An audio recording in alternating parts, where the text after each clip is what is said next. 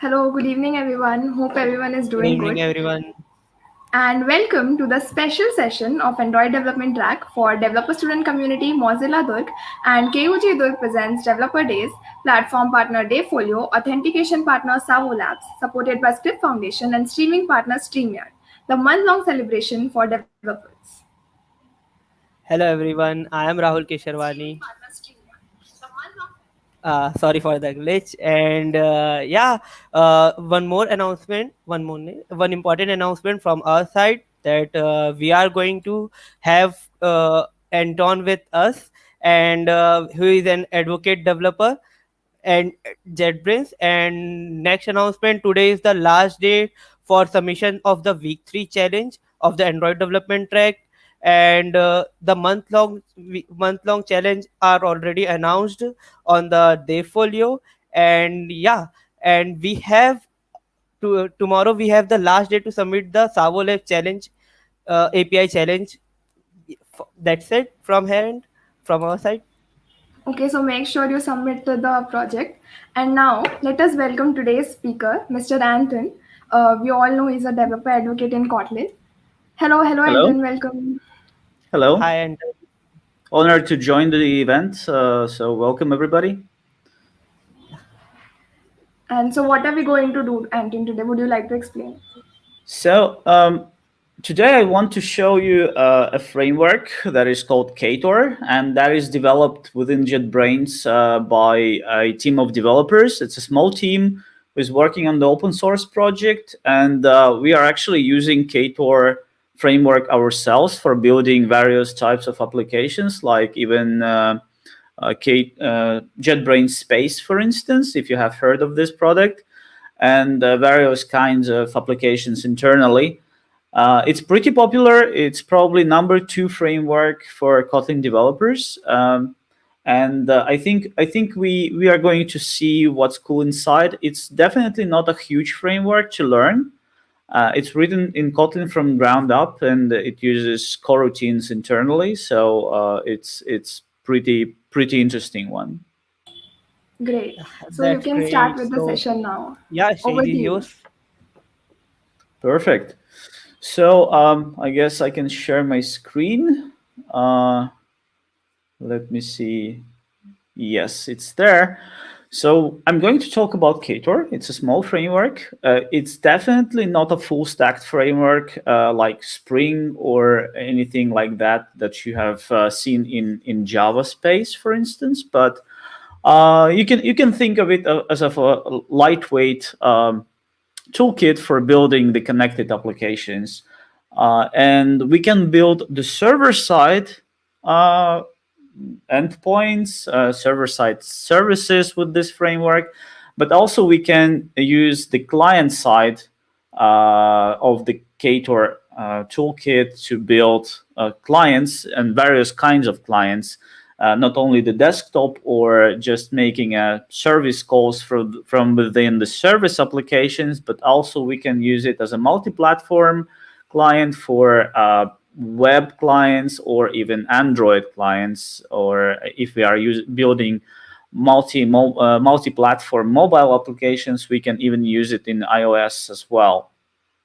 So, but today I'm going to focus more on the server side development, and well, bear with me. It's going to be a lot of live coding, and just to save some time and nerves, I'm going to not type the code mostly, but I'm going to copy and paste the snippets and then explain them as we go.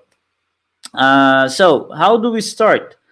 Uh, Obviously, you can see Get Ktor button right here. We can generate the Ktor project using start ktor.io page. It's a web application basically. So if we go there, we are going to generate the project. It will be an empty project, and it will include some of the features and maybe some sample code. I'm not going to do that here in the web right now, but I'm going to use the IDE instead. That's the second option. We can use the plugin for IntelliJ IDEA. It's the plugin for IntelliJ IDEA Ultimate. So I have it right here installed. And if I have this sample project, but we are going to get to this one in a little bit. I want to start a new project from scratch. So I go to File, New Project, and then if I have the Ktor plugin installed, so let me actually show you that first. Ktor in the plugins, and the plugin is actually bundled. So if you install the IDE, it will be there by default. So it's bundled. It's packaged with IntelliJ IDEA. So if we create the new project, we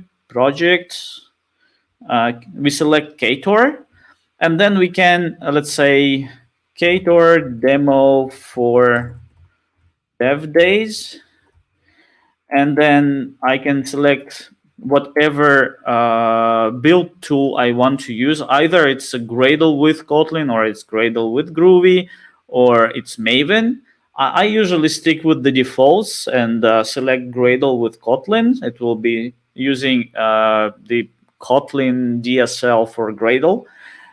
For instance, I select the package, me Anton, and then I can select the version of Ktor itself, or I can select any of the engines. So the framework actually supports pluggable engines, and by default uses Netty, which is a very performant one. It's stable. A lot of different services and servers are using it. So we usually recommend to use that one. But if for some reason you want to use some other engine, you are free to do so, like Jetty or Tomcat. And then there is a CIO engine, which is a server engine that is based on coroutines, and that is kind of an attempt to make a multi-platform version of an engine that could run in different environments on different target systems. Like it could run on the JVM. Currently, that's the only implementation. But in future, we plan to support different targets like Node.js maybe, or even native. So that's an option. It's kind of experiment right now, but we stick with the default one, which is stable. And then we have an option to choose whether we want to configure everything in code, or we can have an external configuration file which is in Hakan format. We start with the default, of course. We will configure everything in code and see how Hakan works a little bit later. We also have an option to generate sample code snippets, and that is very useful, because if you don't know the framework and you generate the empty project, you don't know where to start. And here we ask the IDE, we ask the wizard to generate the sample code for us, so that you will have like a small snippet of code and you can learn it without going to the documentation all the time. Instead, the code will be generated for you. So the next step is actually also like a pretty complex step, maybe, I think, because you have a lot of options to choose from, and you actually have to spend some time for the first time reading about all these features on all the plugins. And so these features basically enabling all kind of integrations for Ktor. If I want, for instance, WebSocket support, I can add that to my project. And if the feature or the plugin actually depends on some other feature, the wizard will tell me, hey, you have to include the other one as well, right? Or we have also, let's see what we have in the list. We have authentication support. We have all kinds of interesting features. For instance, serving static content, or we have status pages. Status pages is like for any condition like that appears in the application for which you might want to have a separate page, we can include that as well. Like we can display that page, for instance, if you throw an exception, any kind of exception, and we then can handle it so that, hey, you throw an authentication exception and we show you that specific page that tells you, hey, you might not have rights to access the application. And then there are all kind of HTTP related features like headers compression. We can cache the headers. We may add some default headers to the application. We can have HTTP redirects maybe, and call logging, monitoring, and so on. We also have support for various kinds of templating engines. We can have like DSL, for instance, and maybe FreeMarker. And then we have content negotiation is like a big feature in Ktor, where you can configure all kind of serialization engines. Like, for instance, if you're sending and receiving JSON over the HTTP endpoints, you can configure different serialization engines like Jackson or Kotlin X serialization is the library that we are building with in Kotlin team. So I'm going to include that as well, just to demonstrate. And we have different administration features if that's required. So I have selected a few features, like from my, let's add locations, for instance, or maybe something else, default headers.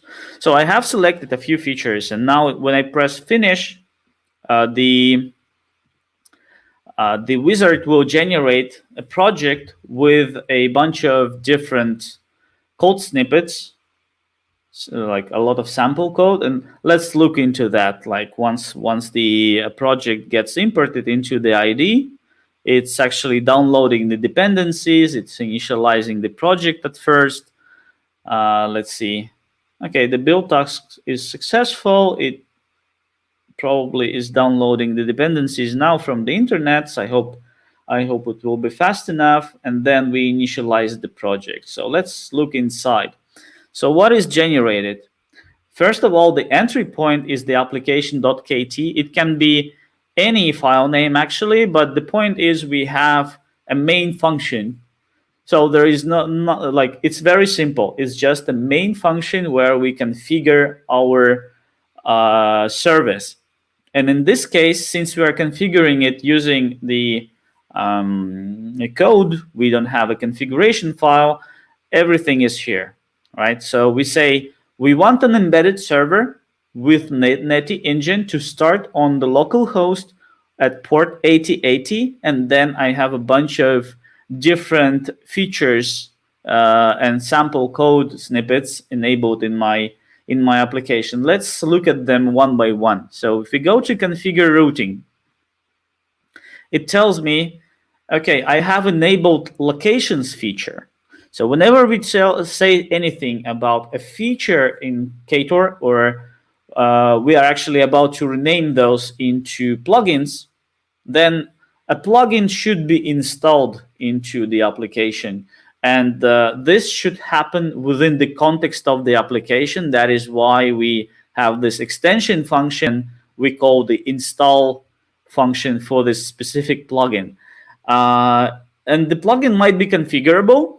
So if we look at this hint here on the right-hand side from the block, we can see that whatever is happening within the block is actually the locations configurations context. So if we needed to configure anything here, let's see if we can find any properties. So it kind of helps us to discover what kind of properties we can configure within this block for this specific plugin. Okay, I'm not going to change anything here. And then we can configure the routing for the application, and that happens within the routing block. We can actually have multiple routing blocks in different parts, in different files of the application. It doesn't matter. It's just like a good tool for you to structure the application. You may have one routing block in one file, in one plugin, and then the other routing block in the other plugin, and then they are basically merged and you will have all the endpoints like within the same application. So what is happening within the routing block? We declare that there will be all kind of different HTTP methods. And for instance, here we say, I want to serve at the root of the application, and whenever someone accesses the root of the application, I will respond with hello world. Right, that's very simple. Then we also have static pages. We enable the static pages feature, and we just basically remap the static directory, the directory that is called static, onto the context path that is called static. So let's see if we had a static file, like the HTML file, which is a static file under the static directory. Then when we access, let's say static/index.html, we will access that page directly. Okay, next one is status pages, for instance, right? We have status pages. We have enabled that. We have enabled that feature. So how do we configure that? We are installing this feature, and then we configure it to respond with some specific codes depending on the exception type. So we say that if the application throws authentication exception, please return the status code unauthorized, or if that's authorization exception, then it should be status code forbidden. Whatever the numbers are, it's 401 and 403. So this way you can handle all kind of exceptional situations that may arise within the service, and then respond with an appropriate status code, and that is like declared within the configuration. So if you look at the code here, it looks very much like a JSON file that is, looks like a configuration basically. Okay, next feature is actually an experimental one. It's called locations, and it's going to change within the next release. Actually, I'm using the project generates the project wizard generates the version for Ktor 1.6.3, but soon we are going to release 2.0, and this specific feature, locations, will change a little bit. So we are going to get the new locations. I'm talking about experimental feature right now.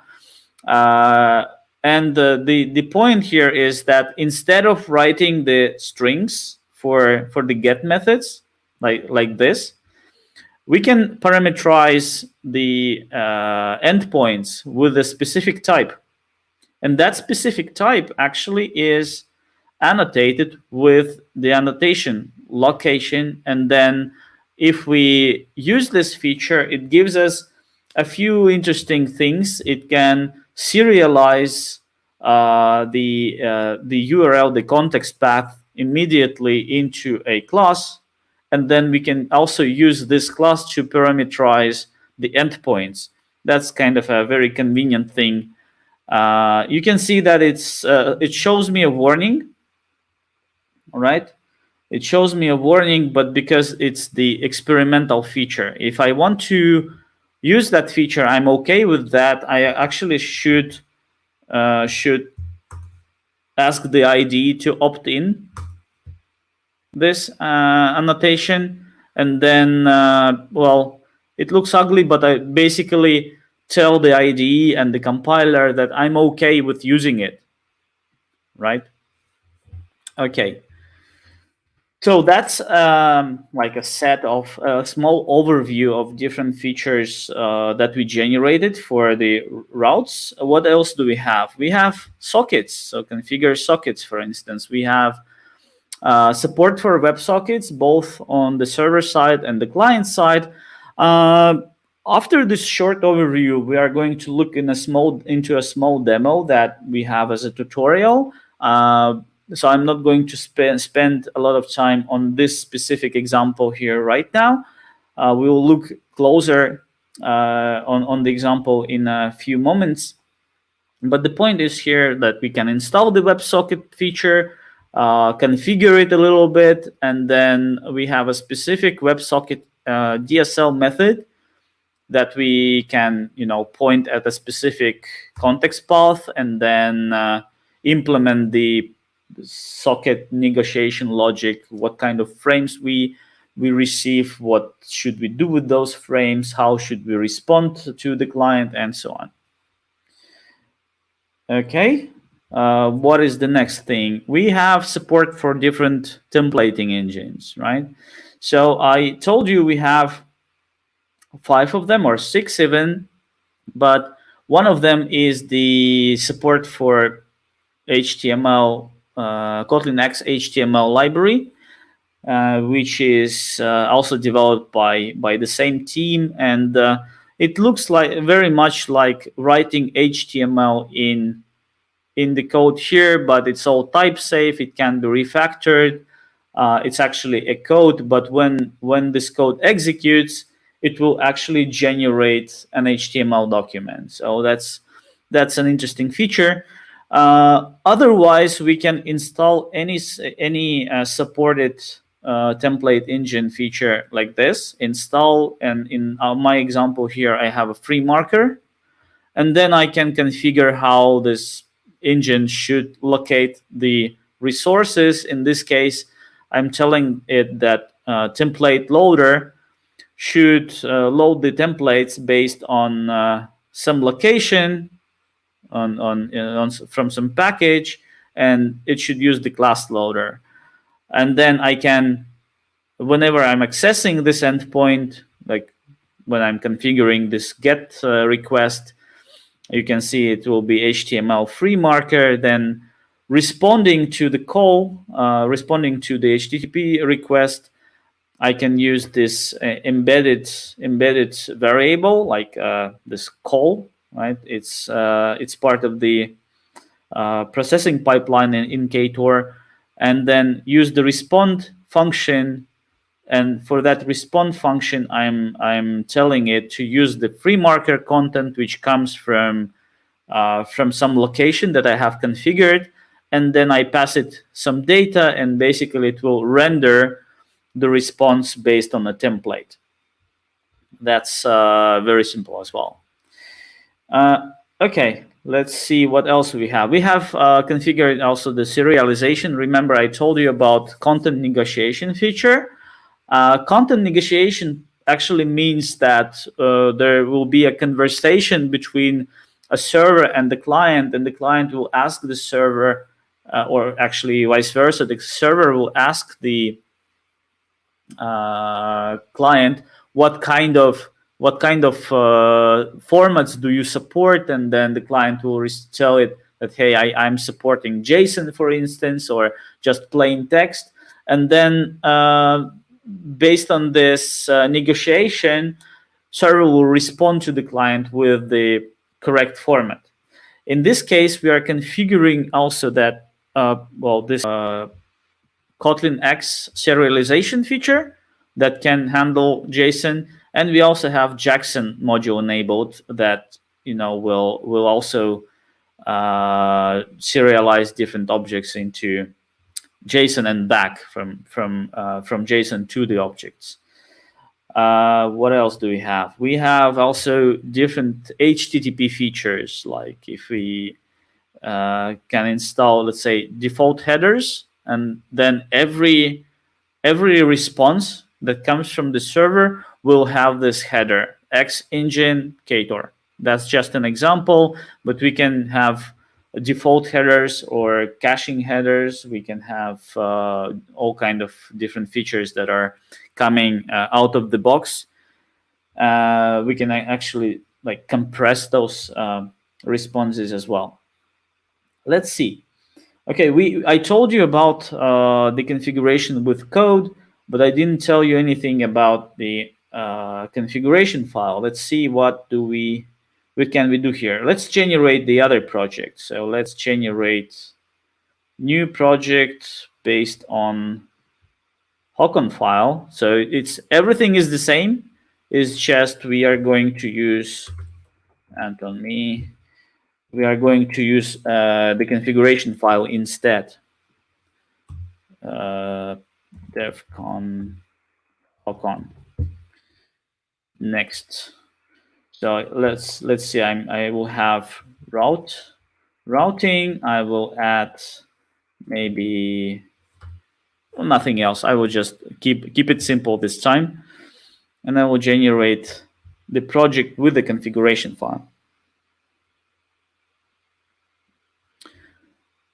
So it loads. It will be. I hope it will be faster this time because I have less dependencies.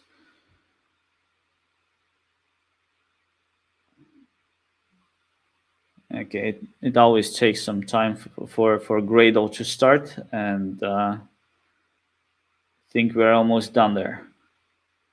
It's building the model. Good. So the project has imported. Okay. So it looks a little bit differently, right? So from what we had in the previous example. Previously, we had some code that looked very much like a DSL, like a JSON configuration file, where we said we want an embedded server with Netty on a specific port.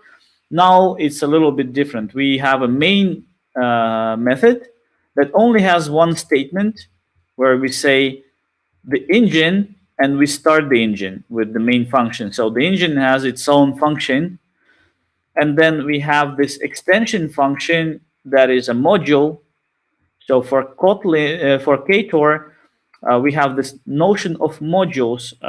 Basically, it could be any extension function that is configured for the application, and then we configure it, point at it in the configuration file. We get to the configuration file in a second, but within this extension function, we can call those features again, like in the previous example. You see, we have configured routing, right?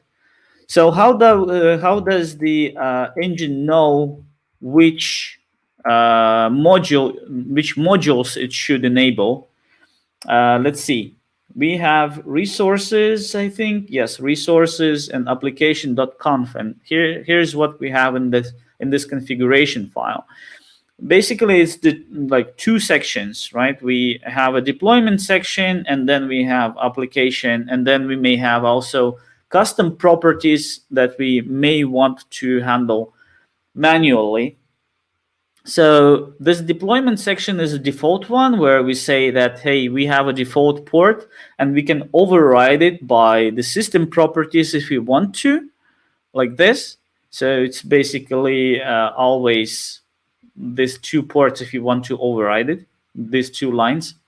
And then in the application section, we have modules attribute, which is actually a list of different functions that we have in our application. So if I point at this module function here, I can actually even navigate and see that, hey, I have it right here. So if I need to have two modules for some reason, let's say I have a module just 1 and 2, and then I can specify this second function like this, module 2, and then I can navigate from there.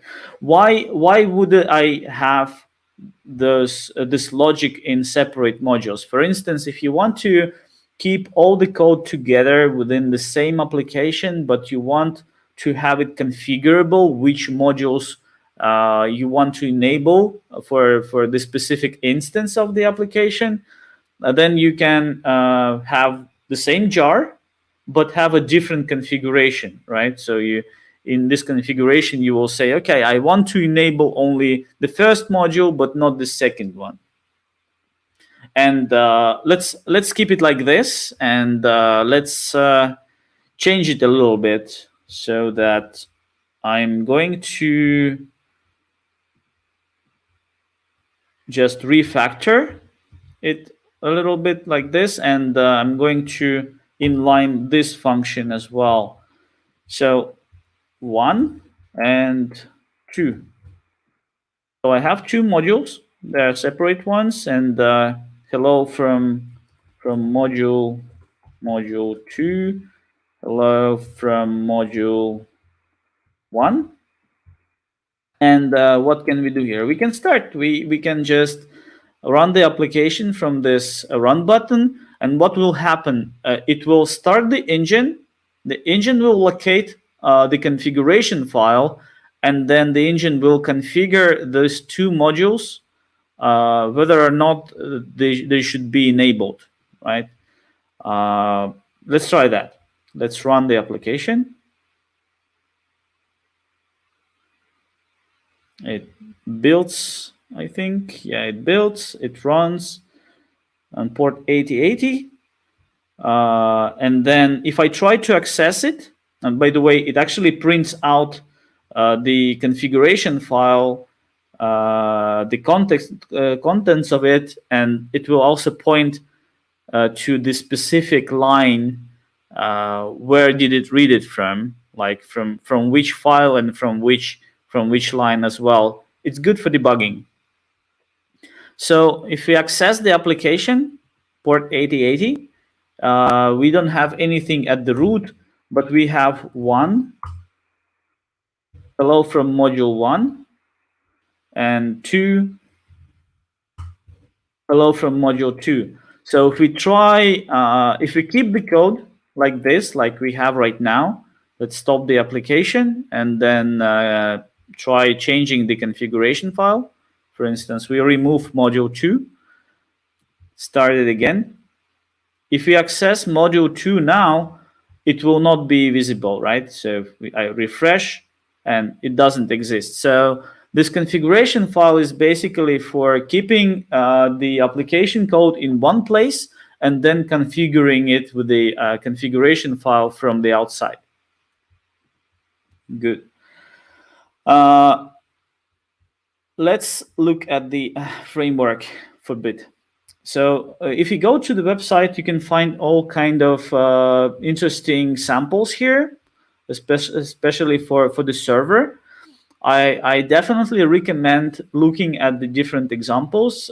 For instance, this Quid sample or anything else. But the Quid sample is interesting because it has all the features that you may want from a small application: support for the database, authentication, logging, templating engine. So it's a good self-contained example.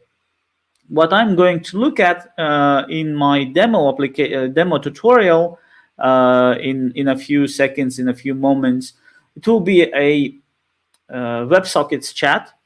I'm going to build a service that exposes a WebSocket endpoint, and then we will have a client, a command line client that connects to that WebSocket and exchanges the messages. We actually have this sample somewhere in our website as well, but not in this list. It's actually coming from the hands-on tutorials website. Let's see. I have a sample project. Let me stop the previous one. I'm terminating the process. My Ktor samples. I have a sample project in my GitHub repository as well, with all different features if you want to browse them. But I think it's the best when you try to generate a sample project with a project wizard and then discover the different features one by one. Okay, let's close that, and I have a chat application project right here. It actually consists of two parts, right? So the client part and the server side as well.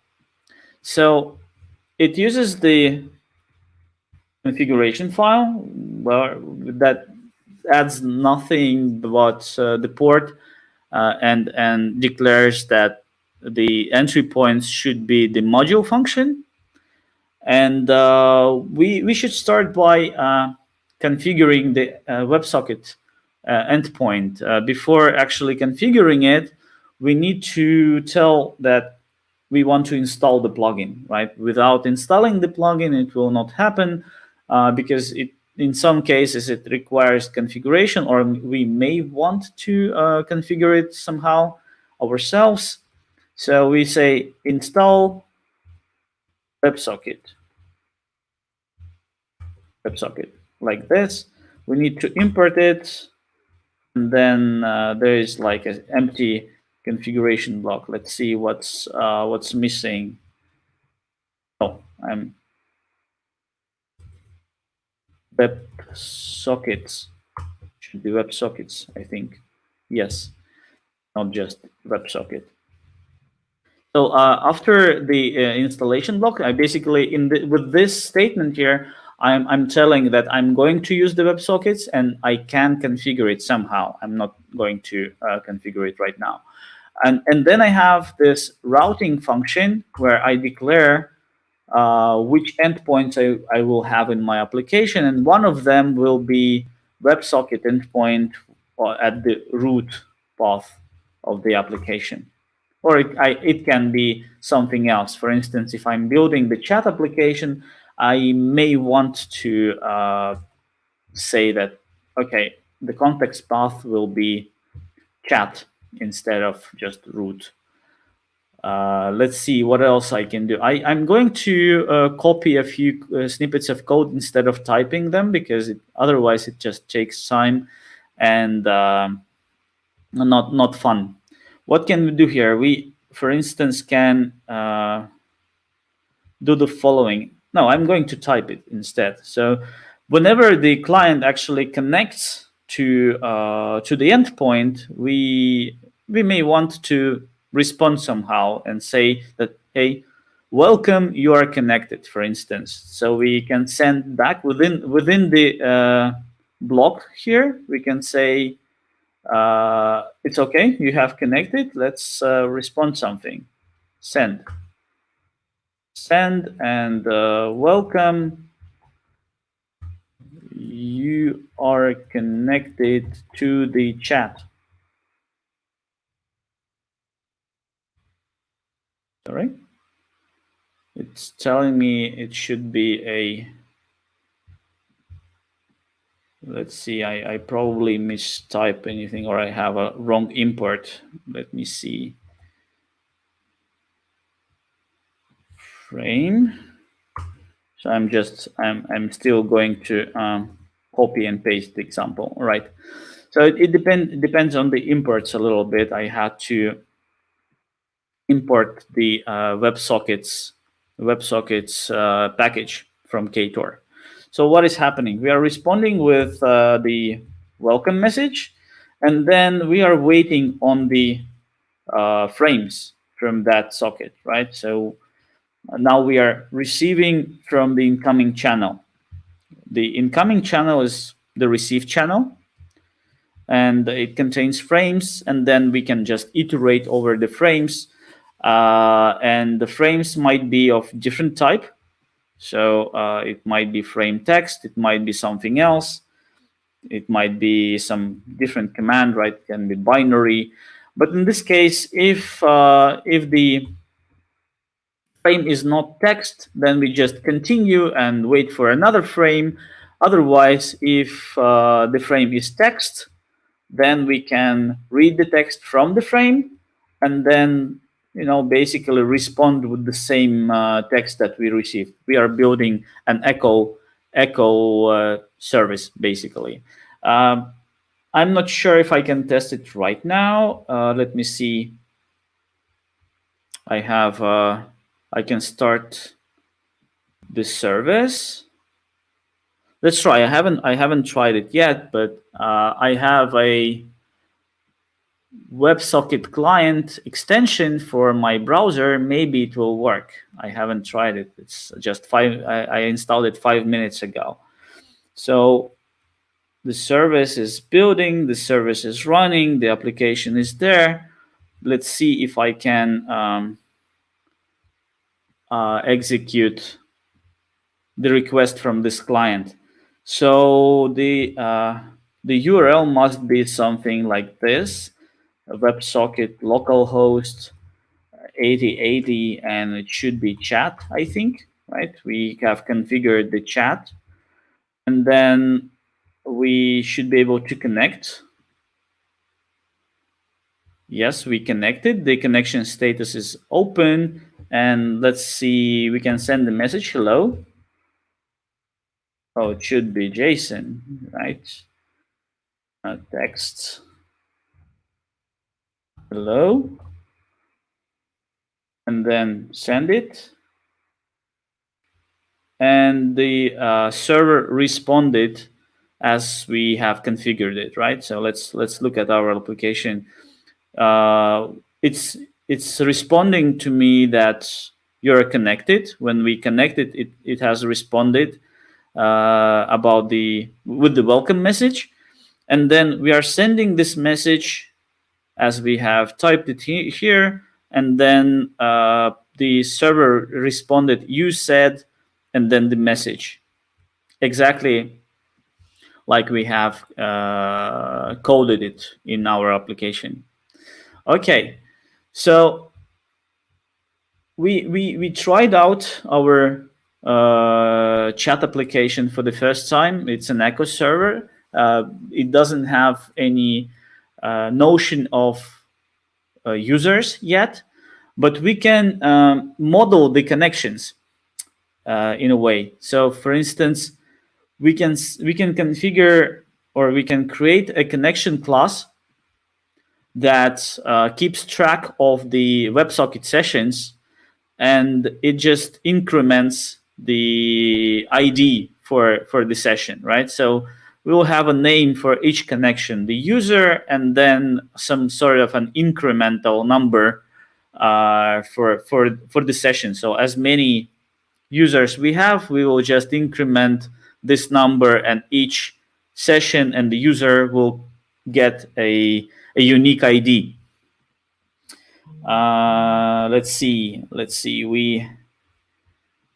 We have this connection class, and now whenever the user is connected to the application, we will need to give it like the ID, right? We need to establish a session, and for that we can create the connections. We need to register the connections somewhere. So we may just have a collection of those different sessions, and we will keep those connections in the list, right? So it will be just actually not the list, but a set of different connections. And next, we are going to create an instance of this connection somewhere. Like after the welcome message, we can say that, hey, connection this, and we need to put this connection to that list. So connection, and not to the list, but to the set. So connections, and we just add this connection to the set. So we have registered this connection. Next, we may respond also, like we say that send hello, you are connected. There are, say, connections. We may tell the user who just connected that there is a number of other users in the chat, something like this. And now we have all the same logic as previously. We can iterate over the incoming channel for the frames. So like iterate, I'm using a live template to generate the code here. Incoming channel will be a channel of frames, and then check the frame if it's a text frame. And if it's a text frame, we can read the text, right? We say that text is frame read text. And then basically we can say that we have received some message, right? This text is a message that we receive from somebody, and then we need to respond somehow to the chat, that so everybody will see this message and who told that. How can we do it? We need to form a response string, and it will look like this. We say that this user, we say that it's a connection, and connection has a name. The user has sent a message to the chat, which is text, right? And then we need to send this text to all the connections in the list. So we can do it like this: connections. For each connection, we can do the following: it session, and then we need to send this message, text with username. So everybody will receive the message that someone has typed and sent to the chat. Good. So we also need to deregister the connection if someone goes offline. So we can actually try to wrap into a try finally, and then make sure that we are removing the connection from the list. Connections, we can remove the connection, right, that we have created in the first place, the one that we have just registered. Okay, it looks good. Let's try if we can test it. So we should stop the previous instance of the chat. Let me see. Yep, I'm stopping it. And now I can start it. The application is starting. Let's check our connection right here. So we need to connect. Did we connect? Yes. Hello, you are connected. There are 1 users in the chat. Let's create another connection, maybe. And I will connect to the same instance of the service. So I need the same URL. Connect. So I have 2 clients now. I have connected twice from different tabs of the browser. I have 2 clients. Now let's see if I can send a message. Text hello and send. So the user 0 has sent this message. And if I go to the other browser tab, I can see that the other user has sent the message. And let me try to respond somehow. Text welcome. And I'm sending the message now. And I see that the user 1 has sent the message. And in the other tab, I can see the different user, sending the message. It's good. Now we have this service running, and it's working pretty well. But all that we have for connecting to the client is this web page, right? We wanted to build actually a command line client. So we keep this service running. It's basically final and does what we wanted to do.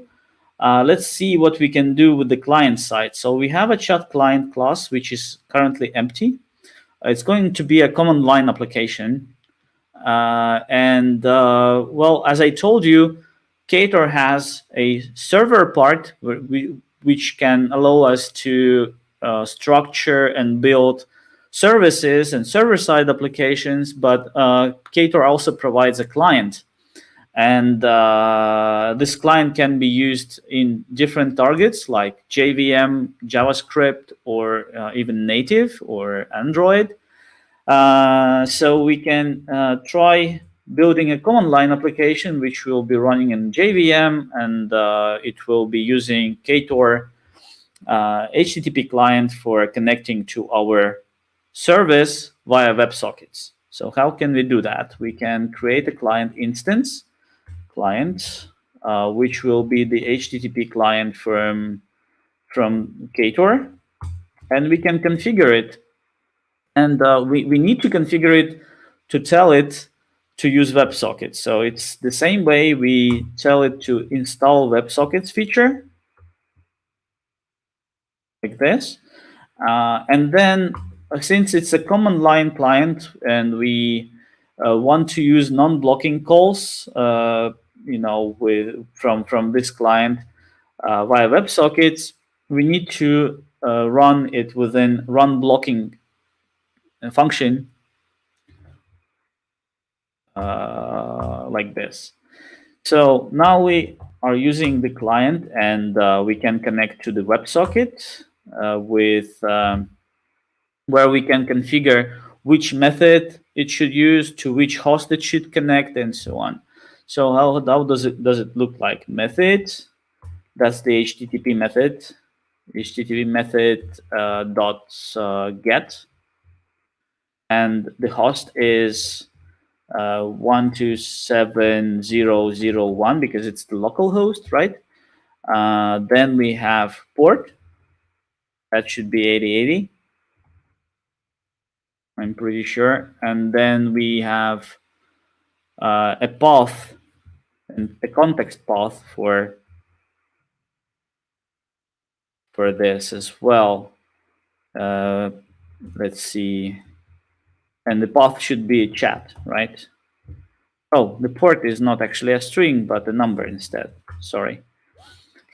So let's see if we can make it visible to the full screen. Okay, so this method will actually connect us to the service, and then what we need to do is to start sending the messages, right, or receiving the messages. And let's see how it could be done. By the way, we need to at the end we will have to call client.close as well after we finish. And so what should we do? We should be reading the frames and from the channel infinitely, right? When we connect, we want to connect to that WebSocket and receive the messages and send the messages.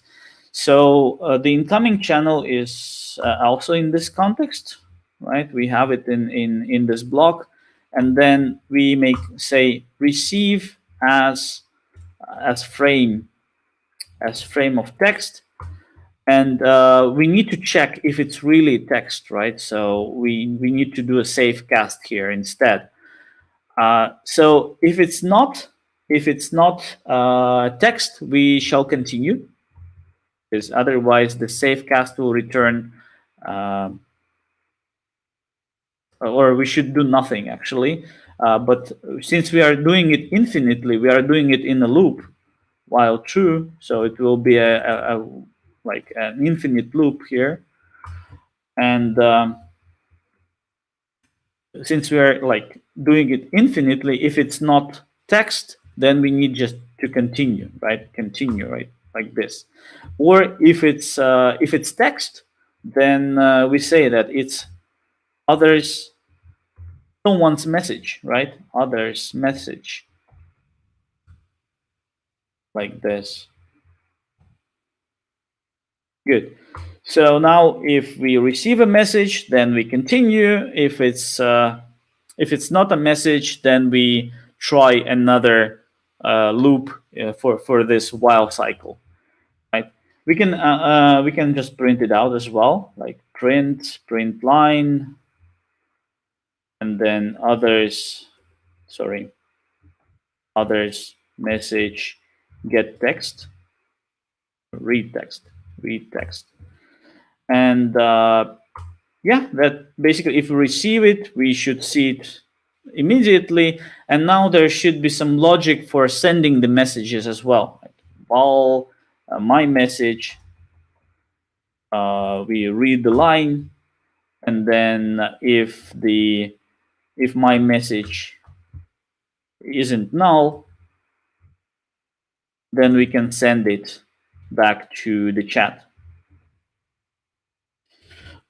It's a very naive implementation here. Like we can see that read line function is actually blocking. So let's try that. We will see how it behaves and what's wrong with it.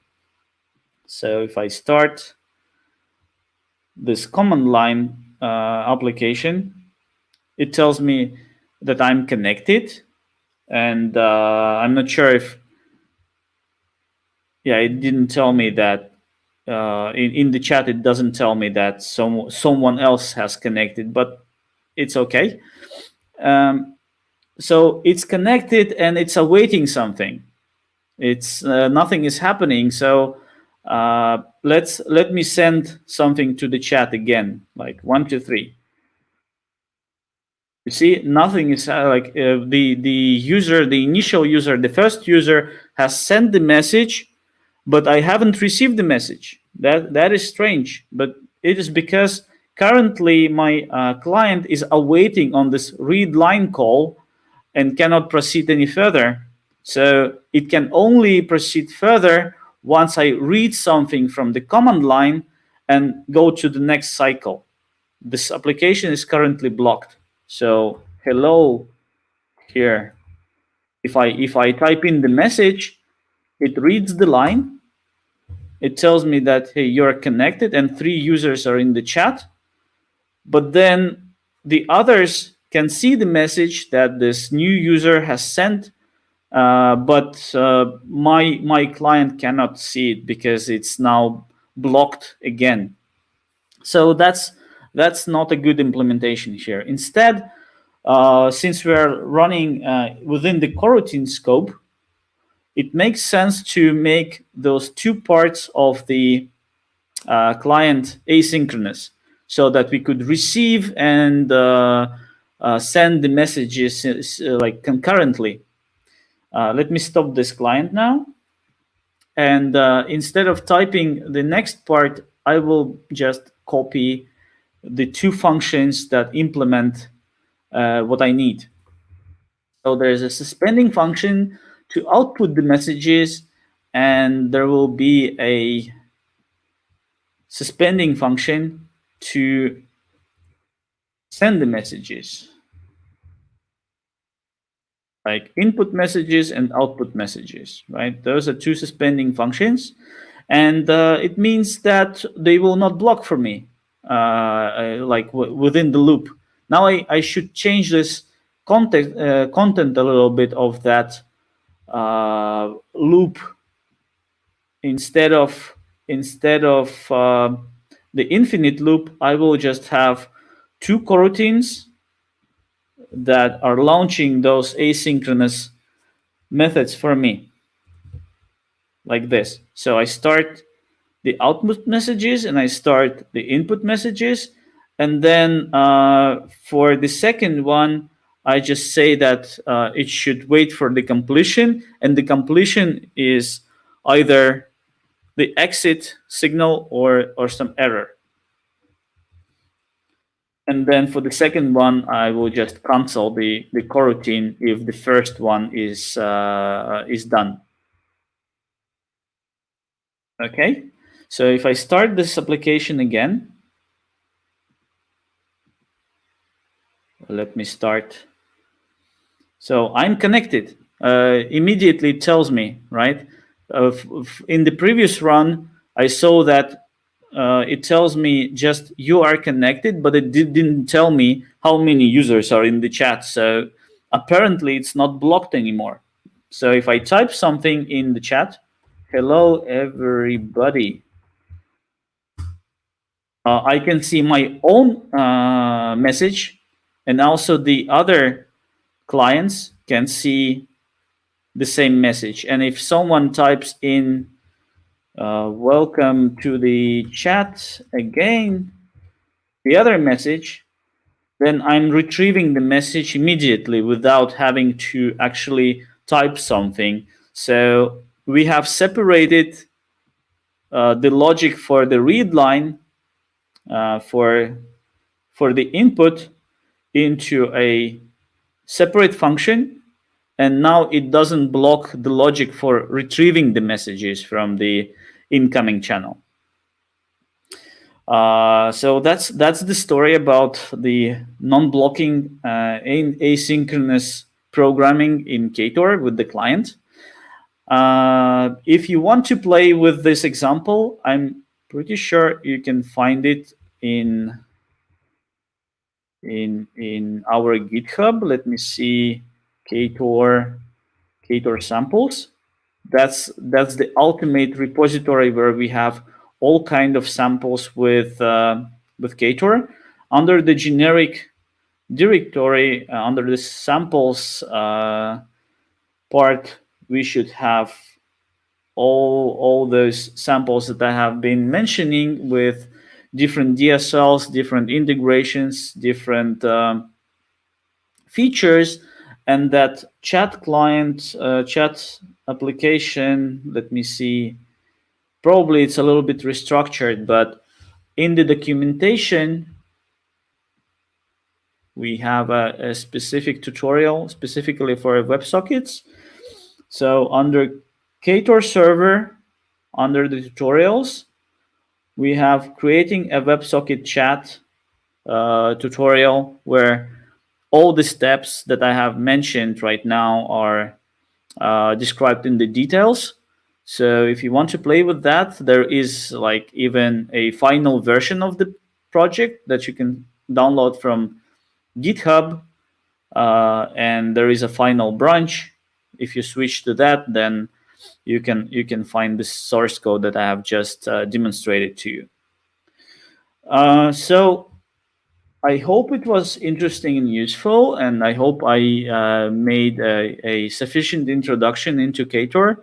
Just to recap, it's a toolkit for building the applications, for building the connected applications. It has the server side part and it has client side part. Those are two different artifacts that you will be depending on in your project. It doesn't include database integration, so you may use whatever you want. You may use Hibernate. You may use pure JDBC from Java. There is also Kotlin uh, exposed library made by JetBrains as well that you can use for connecting to the databases and working with the databases. It generates the SQL statements for you from this nicely looking Kotlin DSL, and you can find actually the source code for different samples in the Ktor samples repository. So with that, if you have any questions, I would be happy to answer. Otherwise, my presentation is over, and I hope you enjoyed it.